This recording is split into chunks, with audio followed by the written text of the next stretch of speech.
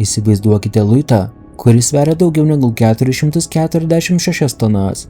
Objektą, kurį čia atvilko ne žmonės, ne technika, o 1000 kilometrų ilgio ledo masė prieš daugiau negu 250 000 metų. Tai puntukas, antras pagal dydį Lietuvoje, bet neabejotinai pats žinomiausias, legendomis apipintas ir dramatiškiausias mūsų šalies akmuo.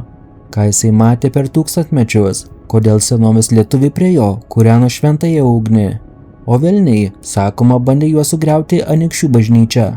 Jei norite daugiau panašaus turinio, nepamirškite užsiprenumeruoti įdomios dokumentikos YouTube kanalą. O dabar gero žiūrėjimo. Pradėkime nuo mokslinės tiesos, iš kur šitas monstras atsirado Anykščių šilelyje. Geologai vieningai sutarė, puntukas yra Rapakilio granito luitas, susiformavęs prieš maždaug 1,7 milijardo metų. Reikėjo milijonų ir net milijardų metų, kad gilumoje susidarę Rapakivi granitai atsidurtų žemės paviršiuje, o kilo jie dėl techninių judesių ir kitų gamtos stichijos jėgų, kurios nuardė viršutinius sluoksnius ir atidengė Vyborgo masyvų Rapakivi granito uolas. Nuo jų nuplėštą didžiulį luitą ledynas, slinkdamas iš Skandinavijos į pietus, atgabeno į Lietuvą prieš maždaug 250 000 metų.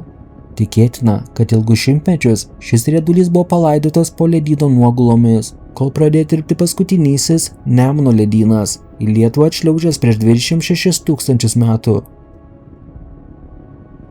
Tirpstančio ledyno pakraščius į pietvakarus tekėjęs, galingas vandens srautas išgraužė gilų Šventosios klonį, pakeliui nešė išplauto molį, smėlį, žvyrą, netgi riedulius, tačiau milžino puntuko nepajėgė pajudinti.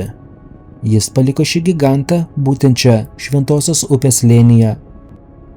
Daugelis mano, kad puntukas yra pats didžiausias Lietuvos akmuo, tačiau istorinė tiesa yra kiek kitokia. Iki 1957 metų jisai tikrai laikytas didžiausiu, kol Puokėje, Skuodo rajone, nebuvo iškastas Barstyčio akmuo, kuris puntuką pranoksta savo dydžiu. Tačiau puntukas išlaiko savo karūną kaip pats lankomiausias ir geriausiai pažįstamas mūsų šalies riedulys. Jei paklaustumėte mūsų senolių, jie jums papasakotų visiškai kitą istoriją. Žymiausia legenda teigia, kad puntuką atnešė pats velnias, pykdamas ant Anykščių gyventojų, kurie pasistatė didingą bažnyčią tiesiai ant jo įprasto kelio. Velnias nusprendė ją sugriauti. Jis susirado didžiausią akmenį ir naktį nešė jį, norėdamas užmesti jį ant bažnyčios stogo.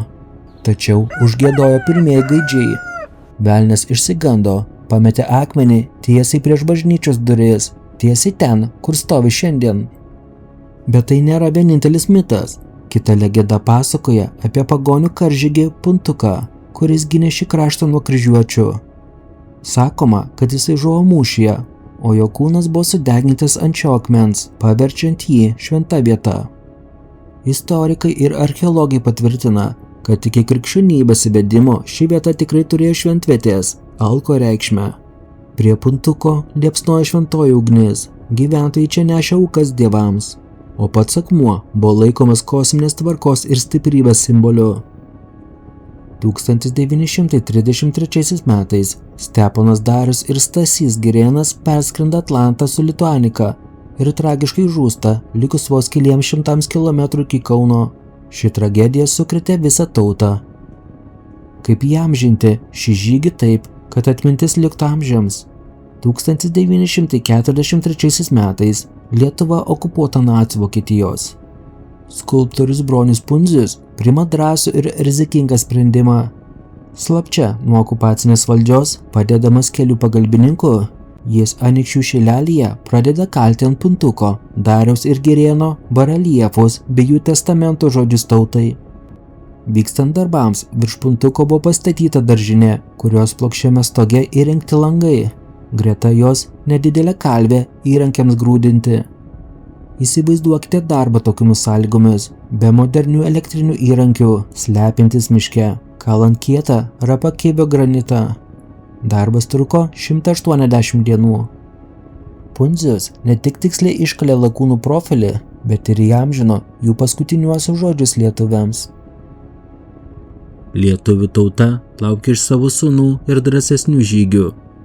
Jaunoji Lietuva, mūsų pasisekimas tegul sustiprina tavo dvasią ir pasitikėjimą savo jėgomis ir gabumais. Bet jei Neptūnas ar galingasis audrų perkūnas ir mums bus rūstus, pastos mums kelią į jaunąją Lietuvą. Ir tada tu turėsi iš naujo ryžtis, aukotis ir pasirengti naujam žygiui, kad audringųjų vandenų dievai būtų patenkinti tavo pastangomis, pasiryžimu ir nekviestų tavęs į didįjį teismą. Stepas Darius, Stasys Girėnas. Šis monumentas tapo rezistencijos ir vilties simboliu sunkiausiais Lietuvos metais. Šiandien puntukas ne tik istorinė relikvija, jis tapo vienu populiariausių Lietuvos turizmo objektų centru. Šalia jo iškilęs medžių lajų takas leidžia pažvelgti į puntuką ir jį supantį Antano Baranausko apdainuotą Anykščių šilelį iš medžių viršūnių perspektyvos. Yra išlikęs paprotys, atvykus prie puntuko, reikia priglusti prie jo ir pajusti jo ramybę bei sukauptą energiją. Jis išgyveno ledynmečius, pagonišką ritualų ugnį, karo siaubą ir okupuoto šalies skausmą ir vis dar stovi čia, primindamas mums apie gamtos jėgą ir žmogaus dvasios stiprybę. Puntukas lietuviams tai daugiau nei tiesiog didelis akmuo, tai gamtos paminklas, lietuviška legenda ir mūsų istorijos metraštis viename. Ar esate patys lankėsi prie puntuko? Kokia legenda jums patinka labiausiai? Parašykite komentaruose.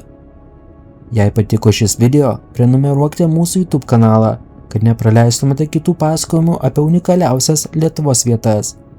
Iki susitikimo kitame įdomiausio dokumentikos video.